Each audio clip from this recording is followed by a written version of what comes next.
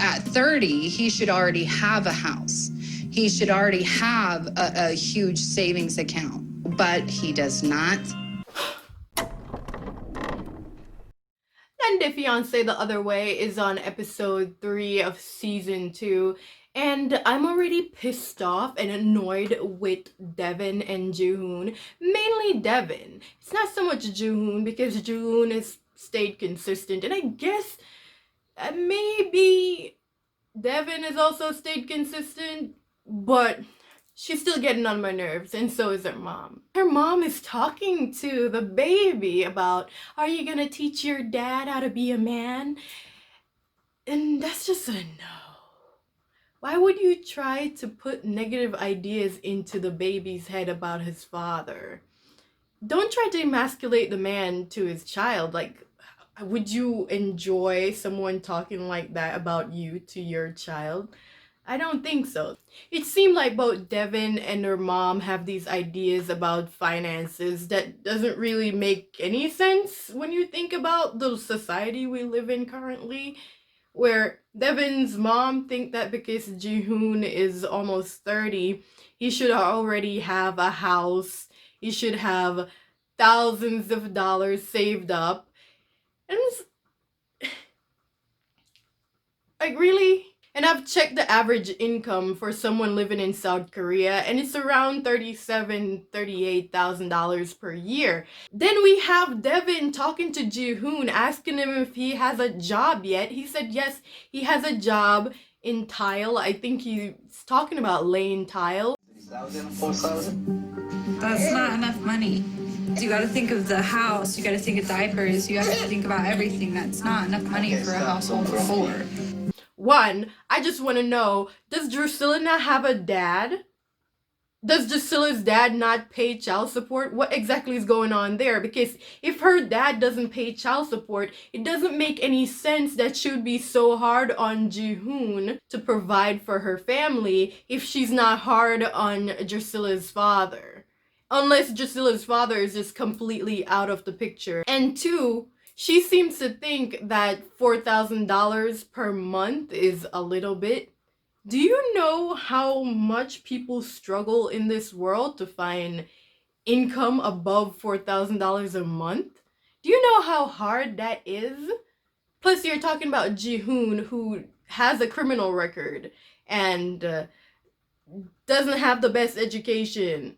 So how exactly are you expecting him to earn above the average for someone living in South Korea? You want to sit home and be a stay-at-home mom to take care of the kids? Fine, to each his own. But you can't be as demanding as you are, because you seem to be living in a world that doesn't match up with the world around us, where you think that it's so easy to get a high-paying job, and it is not. There are requirements for high-paying jobs. And she said that she's worked really hard to create a life for herself in the United States, and she's given that all up. I don't really understand what exactly she used to do before she got with Jihoon, because she said that she was a model, but I'm just saying, how long was she a model for, and how much was she actually getting paid? I find it very hard to believe that she was able to sustain a life where she's making more than $4,000 per month off of being a model. I'm just saying. She was also living with her mom, so come on, girl. Stop. You lying. But we clearly see where she gets these ideas about money from. It's obviously coming from her mom. While I do believe that Jihoon might be a little bit lazy, I don't think that it's okay for her to be pressuring this man as hard as she is about getting a high-paying job, especially due to his circumstances. This episode really focused on the conversation around culture, religion, and age difference, how those things play a part in the relationship that these couples are having. We see Ariella for a brief moment where she's having a conversation with her parents at a dinner table, asking her, what religion does Binyam follow? And she says that he is some sort of Orthodox Ethiopian Christian, and her being Jewish, her family doesn't think it's the best idea that she marries someone from a completely different culture, meaning that he's from a different country and he's from a different religion. And Ariella's father's comment, couldn't you have found a nice Jewish boy from Brooklyn instead of an Ethiopian? that to me sounds a bit like coded language, and no, I wasn't feeling that at all. I don't know if it's TLC who make these people say certain things, but it definitely doesn't give off a good vibe when you hear people say certain things, especially within that kind of context. And Yazan is having the same conversation with his brother. أولاً تعرفش مين هي؟ ليش ما تاخذ البنت من هنا يعني؟ تعرفها. He's like, why couldn't you marry a local girl, an Arab girl, someone that we're related to? Because in some Muslim cultures, some people marry their cousins so that they'll know the family. So the lineage is there. They already know the family. They already have that bond built in to their relationship. كان هم يعني بالنسبة لأهلي كان عندهم إنهم آخذ قريبتي. My parents هم أصلاً بيقربوا لبعض. كثير من عائلتي ماخذين من بعض.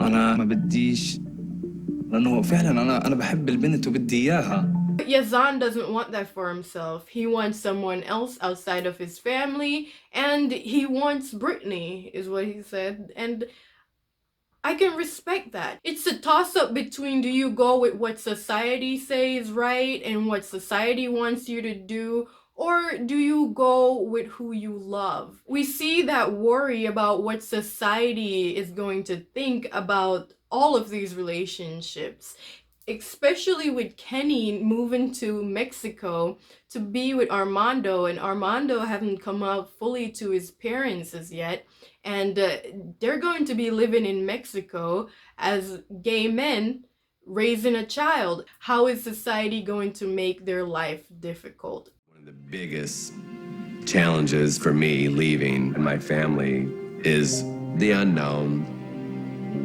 If Armando's parents don't accept me, how happy is he gonna stay? How happy can I make him? So just like the rest of the couples, Sumit is ready to go against what society wants and go with what makes him happy, what makes him feel good about his relationship. Life which I'm choosing, it's at least giving me happiness. But still, we have to live in that society. But if society is not helping, nobody helped me.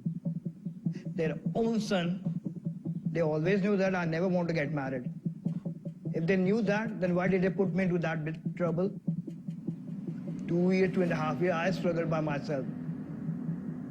Did they support me? Did you ever?